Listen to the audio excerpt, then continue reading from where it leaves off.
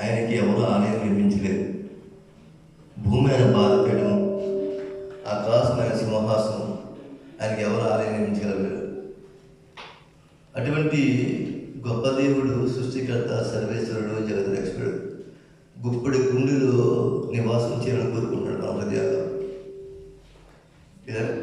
ఈ క్రిస్మస్ దిన ఈ సంబరాలు, సంతోషము దేనికంటే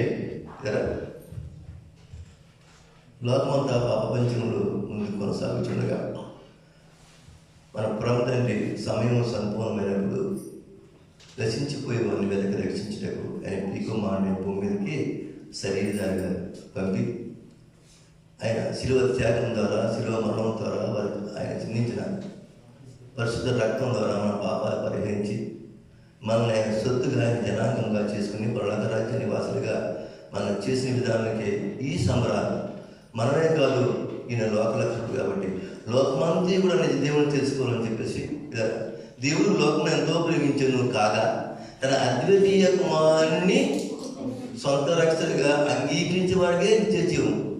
హల్లెలూయా. దేవుడు లోకాలంతా ప్రేమించాడు. ఆయనకి ఎటువంటి వ్యత్యాసం లేదు. వారు హైందువులని, ముస్లింలని, లేకపోతే సిక్కులని, ఆయనకి ఏ విధమైన భేదం లేదు. లోకంలో ప్రజలందరినీ దేవుడు ప్రేమిస్తున్నాడు. మత్తయి సువార్తలో అంటాడు ప్రభు యేసయ్య, మంచి వారి మీదను చెడ్డ వారి మీదను ఆయన వర్షం సమానంగా కురుస్తుంది, సూర్యకాంతి సమానంగా ప్రకాశిస్తుంది, ఏ భేదం లేదు. అందరినీ లోకంలో ఉన్న ప్రతి లోకము అంటే లోకం అంటే మట్టి కాదు, లోకం అంటే మనుషులు అన్నాడు కలిగి కొడజాడ. ఇదారా లోకం అంటే మనమే, జన సమూహమే.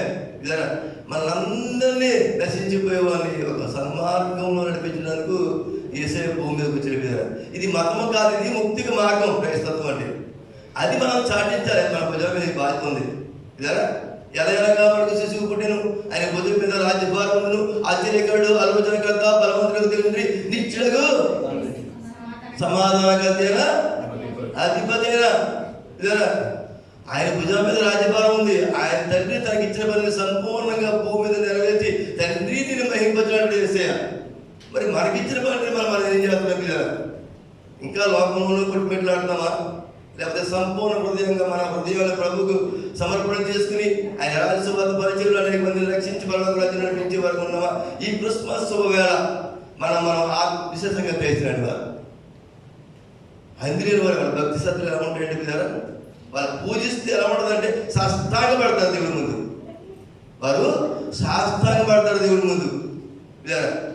అలాగా పూర్ణహృదయంతో సాగిలపడాలి పిల్లరా. నేను మహిమకలు కాక ఆయన అద్భుతమైన జీవితం క్రిస్మస్ సంతోషం ఉండాలంటే క్రీస్తు ఈ గుప్పుడు హృదయంలో ఈ గుండెలో నివాసం ఉండాలి. అప్పుడు మన బ్రతుకులే మారిపోతే నిత్యము ఆనందమే. కష్టం ఉన్నా ఏమన్నా మన ఆనందం ఉంటాం. అటువంటి కృపలో దేవుడిని మేము భద్రపరచుగాక.